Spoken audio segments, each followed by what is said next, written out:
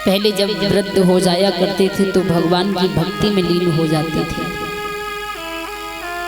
और अब देखा जाए महाराज तो वृद्ध के साथ ही साथ लालच और बढ़ता जाता है। वृद्ध अवस्था में सुबह 4 बजे ही जाग जाते हैं और फिर विचार करते हैं कि हम बेटा के लिए क्या क्या बनाए। जितना भी बनाया वो सब कम पड़ गया। जब वृद्ध अवस्था में होते हैं फिर वो लोग ढलवा नहीं बैठते 1 मिनट के लिए भी, सारे दिन कुछ ना कुछ नया सपना सजाते ही रहते हैं। पहले के लोग वृद्ध अवस्था में भगवान की शरण में चले जाते थे। आज गौकर्ण के कहने से जब आत्मदेव ब्राह्मण जी सब कुछ त्याग करके और भगवान की शरण में चले जाते हैं, एक बार मौका पा करके वो धुंधकारी हाथ में डंडा लेकर के अर्धरात्रि के समय में माँ के पास में आया। मैया धुंधली आंगन में सो रही थी। रात्रि के समय में हाथ में डंडा लेकर के जब माँ के पास पहुंचा है और पूछने लगा, माँ घर का सारा धन कहाँ है, निकाल करके हमें दो। माँ ने जब ये शब्द सुना तो माँ डर गई और माँ ने बेटे से कहा, लाला सवेरा होते ही हम तुम्हें घर का सारा धन निकाल करके दे देंगे। आज जब माँ ने ये शब्द कहा, धुंधकारी बात को मान करके चला गया। माँ सोच विचार में लगी है, रात्रि का समय है। उसने विचार किया यदि हमने धुंधकारी को धन दौलत नहीं दी तो वो हमें मार दे। डर की वजह से अर्धरात्रि में ही वो माँ धुंधली जाकर के कुएं में कूद जाती है, अपने प्राणों को त्याग देती है। और जब प्राणों को त्याग देती है वो माँ, मौका पाकर के धुंधकारी घर में आया है, घर का सारा धन निकाल करके वैश्याओं के पास जाता है। जब वैश्याओं के पास पहुंचा तो वैश्याओं ने जब सुना है कि इसने अपनी माँ को मार दिया है, वैश्याएं आपस में विचार कर रही हैं, कहीं ऐसा न हो कि किसी दिन हमें भी न ये मार दे। ये तो बहुत बड़ा पापी है, जब इसने अपनी माँ को मार दिया तो हमें भी नहीं छोड़ेगा। तो उन 5 वैश्याओं ने उस पापी धुंधकारी को बांध लिया है, मारने लगी। धुंधकारी ने वहां से छूटने की, भागने की बहुत कोशिश की पर वो हार गया।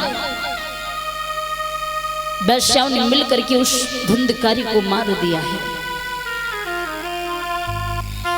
मरने के बाद जब वह धुंधकारी प्रेत बन जाता है, एक बार गौकर्ण जब भगवान की भक्ति करने के बाद लौट करके घर आए हैं तो क्या देखा कि वही धुंधकारी अपना भेष बदल बदल करके सामने आने लगा है। कभी बकरा बन करके, कभी बैल बन करके, तरह तरह के रूप बदल करके गौकर्ण के सामने जब आ रहा है, गौकर्ण ने आवाज लगाई है कि आप कौन है जो बार बार हमारे सामने अपना भेष बदल करके आ रही है। धुंधकारी ने आवाज लगाते हुए कहा है, भैया आप हमें क्षमा करना, हमारे पापों की सजा हमें मिल चुकी है। हम इस दुनिया को छोड़ चुके हैं भैया, लेकिन हम इधर उधर भटक रहे हैं। हमारी आत्माओं को मुक्त करो भैया, हम अपना उद्धार चाहते हैं। गौकर्ण ने जब सुना तो उन्हें बड़ा कष्ट हुआ। भाई का दर्द भाई को होता है। आज गौकर्ण ने जब सूर्यदेव भगवान का ध्यान किया तो उसी समय सूर्यदेव भगवान ने गौकर्ण को ज्ञान दिया है कि यदि आप अपने भाई धुंधकारी को भगवान की पावनमयी कथा श्रवण कराएं तो आपके भाई का उद्धार हो जाएगा, मुक्ति मिल जाएगी उसे। जब गौकर्ण ने सुना तो अपने भाई धुंधकारी के लिए 7 गांठ का एक बांस लिया है और उस बांस में अपने भाई का स्थान दिया है। कथा जब प्रारंभ हुई है, जैसे जैसे कथा के दिन बीतते जा रहे थे उस बांस की हर रोज एक गांठ अपने आप ही टूट जाती थी।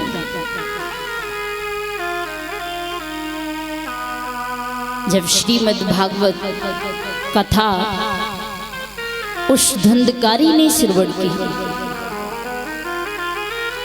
जब 7 दिन बीत जाते हैं तो उस बांस की 7 गांठें टूट जाती हैं। उस पापी धुंधकारी का उद्धार हो जाता है उस श्रीमद् भागवत कथा को सुनकर के। जब धुंधकारी को मरने के बाद मुक्ति मिल सकती है तो हम और आप तो जीवित प्राणी हैं, फिर हमारा और आपका उद्धार क्यों नहीं हो सकता? देह का त्याग करने के बाद उस धुंधकारी को मुक्ति मिली। अरे हमारे पास तो तन भी है और आत्मा तो कभी मरती ही नहीं है। कितना सुंदर अवसर है।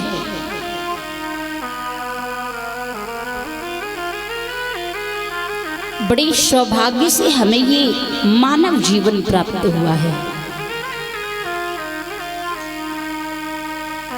श्रीमद् भागवत के प्रथम खंड का एक श्लोक है, इह घोरे कलो प्रायो जीवस्य श्रुताम गताः कलेशाक्रांतस्य तस्य शोधने किम परायणम। इस घोर कल काल में हर जीव असुरी स्वभाव का हो गया है। इस घोर कल काल में हर जीव असुरी स्वभाव का हो गया है।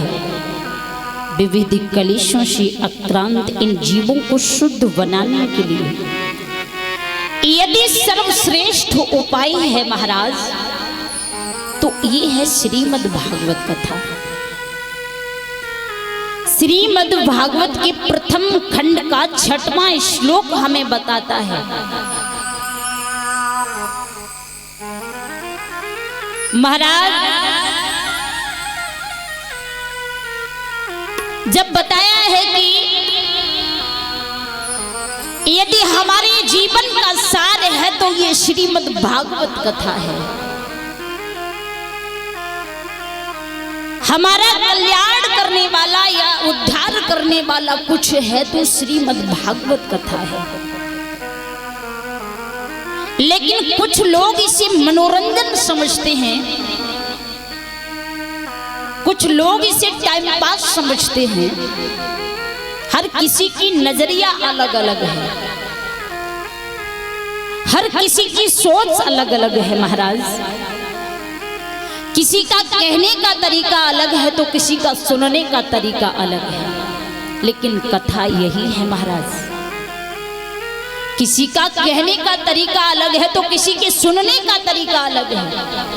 कहते हैं गन्ना चाहे टेढ़ा हो या सीधा, लेकिन रस उसमें से मीठा ही निकलता है। आप ये मत सोचिए कि कथावाचक छोटे हैं या बड़े,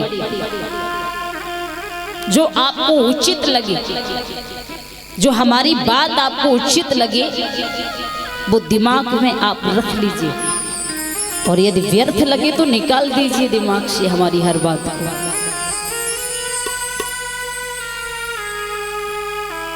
आज महाराज इसी श्रीमद् भागवत कथा को सुन करके पापी धुंधकारी का उद्धार हुआ। उस काली ध्वजा में हर भटकती हुई आत्माओं को स्थान दिया गया है।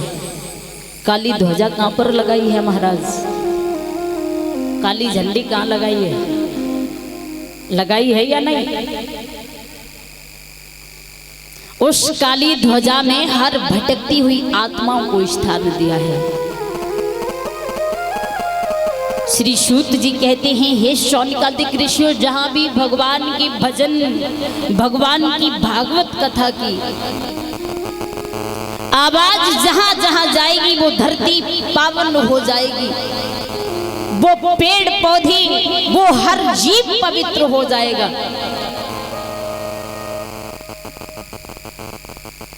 तो इस श्रीमद् भागवत कथा को सुन करके हर पापियों के पाप नष्ट हुए हैं। तो हमारे और आपके पाप पहले क्यों नहीं नष्ट होंगे?